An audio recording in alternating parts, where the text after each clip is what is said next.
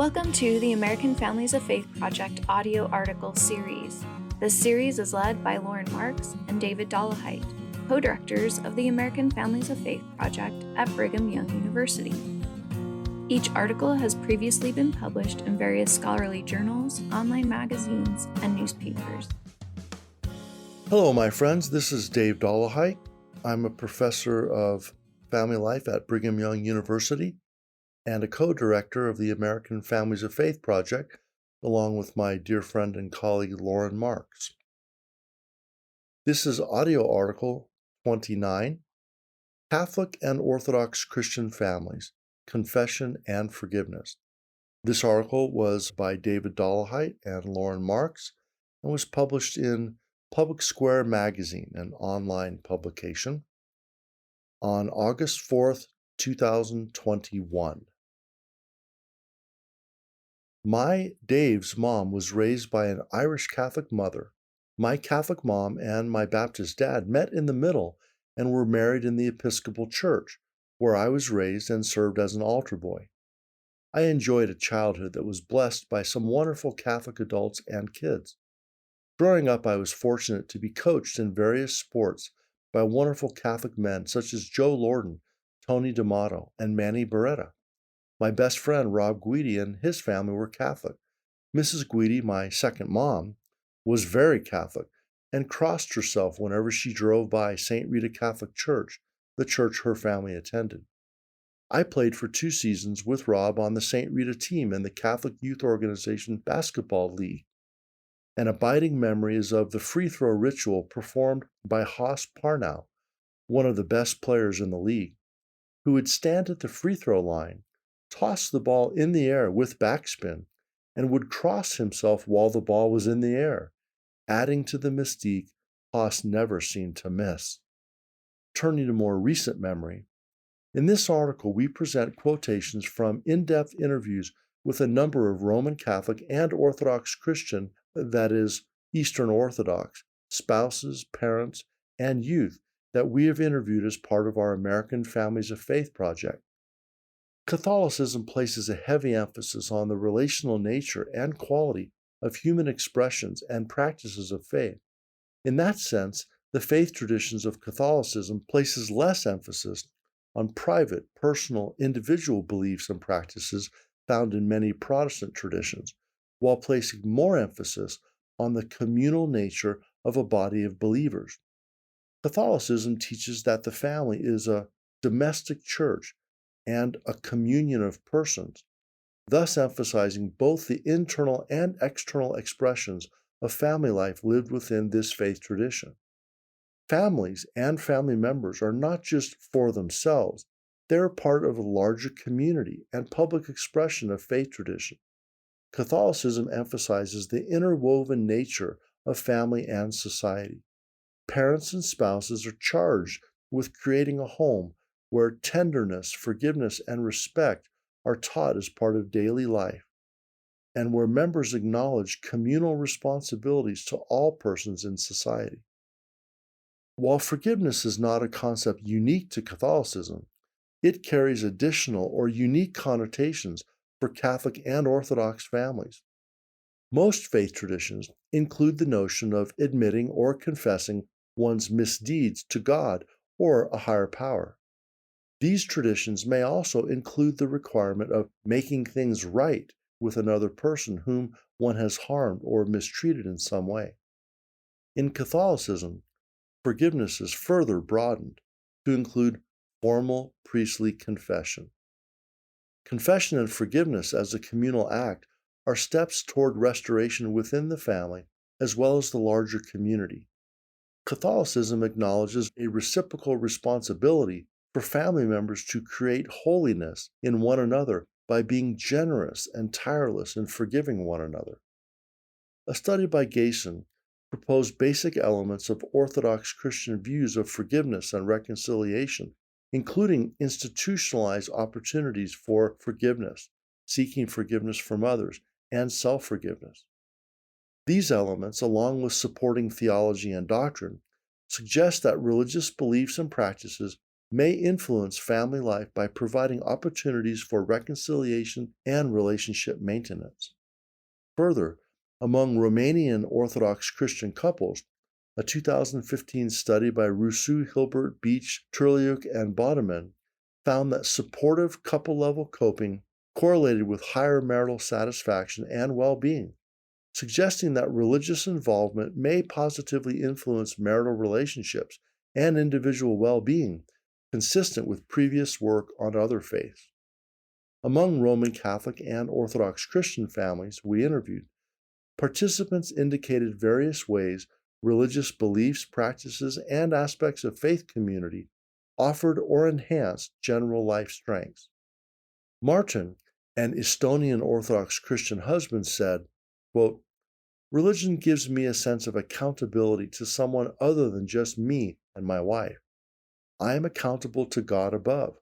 I have obligations to my family and my obligations to my wife. My church provides me those parameters of what those obligations are. Without it, it would just be subjective. It would be me determining what is right or wrong." End quote. Leanne, a Catholic wife, said, quote, "I think it's our relationship with God that has made us try to please God in our relationships with each other and how we treat other people, in what we say, how we treat people, being kind to each other.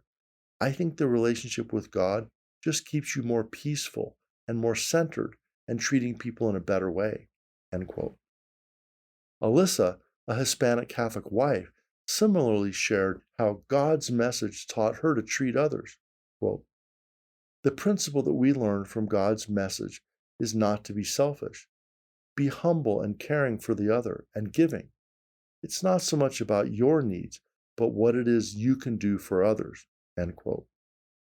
Anthony, a Hispanic Catholic husband, said, quote, "God is there, and if my family understands this and knows that God is there, and that no matter what they do, God will still be there, that if they take one step towards Him, He'll take 3 steps toward you, that you are never alone. If we remember these things, then no matter what happens, it will work out for you." End quote. An African American Catholic wife named Erica said, quote, "You're going to have trials and troubles. You have to work at it. But there's also that underlying belief that the Lord doesn't give you any more than you can handle. And as long as you know that the Lord doesn't give you any more than you can handle, then you can handle the situation." End quote. An Italian Catholic wife named Angela said, quote, "I would say that I feel consoled by knowing the presence of God, God's presence in my life. I'm not alone. As bad as I sometimes feel I am as a mother or as a wife, I still feel like God's presence is constant and steady, and that God always loves me, and that's consoling to me." End quote. The 3 marital themes included A, religion promotes marital unity, B, prayer helps to avoid or resolve conflict, and C, faith encourages forgiveness. Participants' verbatim data and voices are offered in illustration. Cindy shared, quote, "We pray for our marriage. I have specific prayers for the Orthodox marriage. My spiritual father, a clergyman, helps me with the marriage. It's part of our faith. Also, the first and foremost commandment is to love God and then to love your neighbor as yourself. My husband is my closest neighbor." End quote. Several couples reported that prayer helped them to avoid or resolve conflict in their marriages. An Italian Catholic wife named Angela explained the importance of forgiveness in conflict. Quote, "In times when we have conflict about anything, we can say, let's just stop. That ability to come together in prayer and ask for each other's forgiveness and God's forgiveness, and the discernment and the direction is something that helps us. I don't know how people can get through without having that." End quote. Cindy, an Orthodox Christian wife, said, quote, "In order for us to receive the divine mysteries, the holy mysteries of communion, the blood and body of Christ, we cannot be angry with each other. We can't be carrying a grudge. We're not allowed to approach the chalice if we're mad at each other. So we ask forgiveness before we go to communion, end quote. Neil, Cindy's Orthodox Christian husband, confirmed, quote, we go to church in the car every Sunday. We individually, each member, asks every other member of the family for forgiveness. There are some weeks when I want to turn around and say, no, not this week. Sorry, no, not after what you did this week. But failure to forgive is not an option, end quote.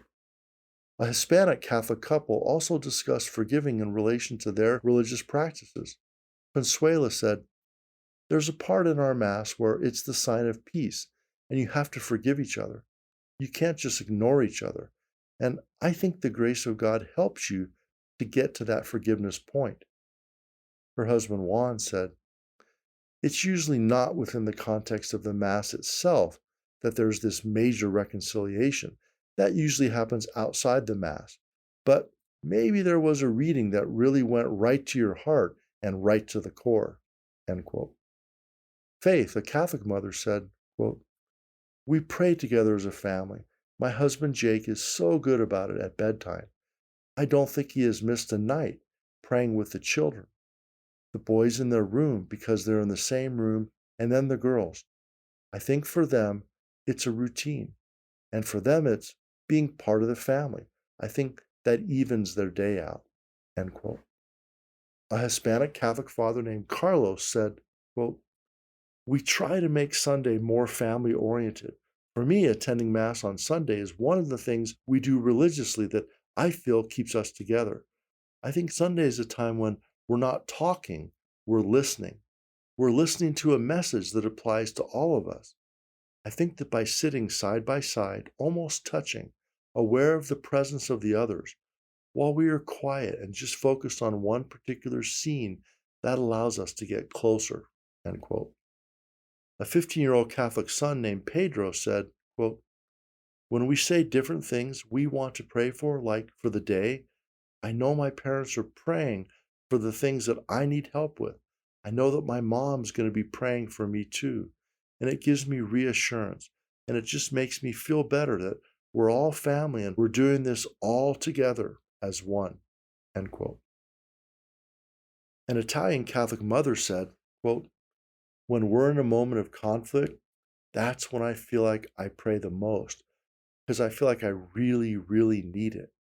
And when I'm feeling really angry, that's when I pray the most. Because I need something to grab onto, end quote.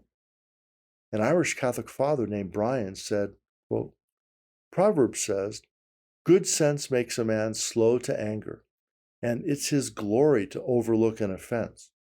And I need to see that every day. I tend to overlook my sins, but not the sins of others. But I'll be in that conflict and I will have to turn to my sons and say, peace be with you. And they say, peace back to me. They're forgiving me for my multitude of omissions and commissions, end quote. Angela, a Catholic mother quoted earlier, said, quote, I tell God, restrain me. I want to hit someone right now.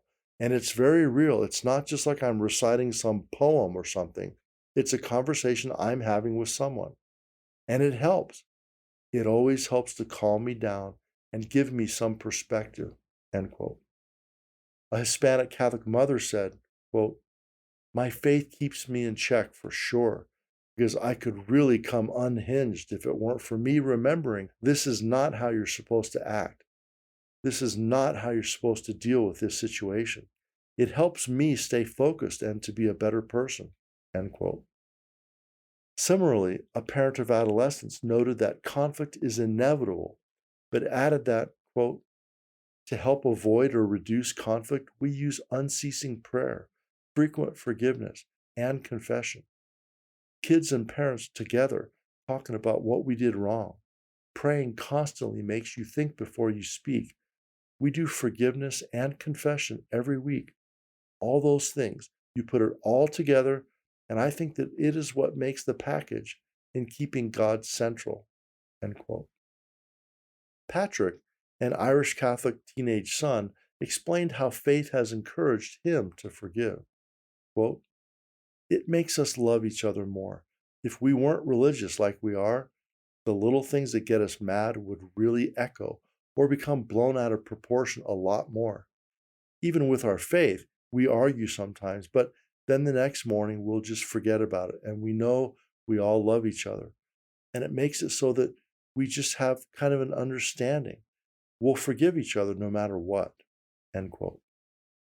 Of the 8 religious communities that we have explored in this special series of Public Square Magazine, that is, Asian Christian, Black Christian, Catholic and Orthodox, Evangelical Christian, Jewish, Latter-day Saint, Mainline Protestant, and Muslim, no other Christian denomination featured the formality, structure, and level of ritual embodied in Mass and Communion, Catholic, and the Divine Mysteries, Orthodox Christian. Our participants and insider experts helped us to see the sacred intention behind the structure, the longing for unity, unity with God, with spouse, marriage is sacramental, with children, family is holy, and with sisters and brothers inside and outside the faith. We saw embodied in these faiths an explicit acknowledgement that these sacred unities were frequently disrupted by shortcomings, selfishness, and sin. This acknowledgement of human frailty and falling out, however, was met by the sacred and structured resource of confession to a priest, Catholic and Orthodox, and to family members, Orthodox. The forbidding of full participation to those who have not both confessed and forgiven, Orthodox, served as a fixed and structured motivation to humbly cleanse one's heart of ill feelings in both formal and familial ways. These efforts reportedly strengthened and deepened relationships and connections. We find ourselves feeling respect and holy envy for these extensive and explicit efforts of the Catholic and Orthodox Christian faiths as they strive to replace guilt with hope, bitterness with forgiveness, divisiveness with unity, and animosity with atonement.